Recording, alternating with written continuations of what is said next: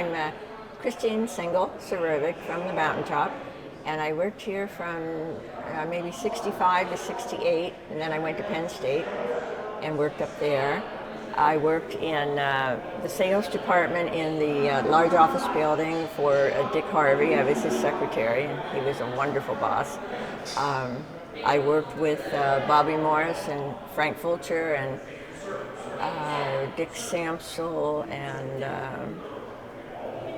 just a lot of great guys. This was really a nice place to work. Everybody was so friendly. It was like a big family. It was very, very nice. Very nice.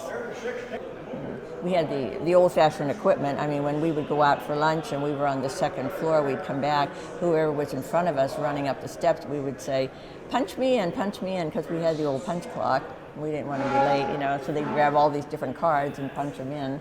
We had teletype machines, and there were no computers and electric typewriters, and the equipment now, it's really outdated what we used, but that's what we used. All of the officers were women except for the bosses, and I don't think any of the managers were women. But there were secretaries everywhere for everybody.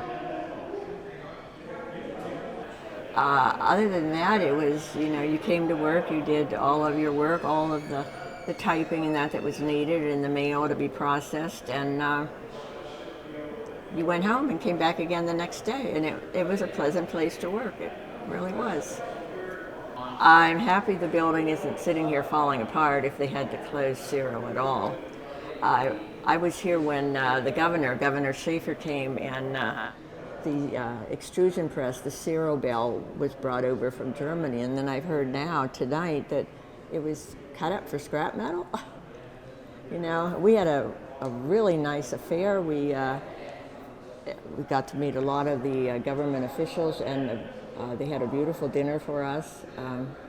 But it was a big affair to have Cerro bell, and now, I asked them where it was, and they said it was cut up for scrap metal. I mean, it just seems so wasteful. Well, I'm glad I was a small part of the history of Cerro, and I'm really sad that it had to leave Bellefonte at all. It really was important to Bellefonte. I myself didn't have family here, but a lot of the families had relatives down through the years working here in different areas, and it was a big part of Bellefonte's of their life.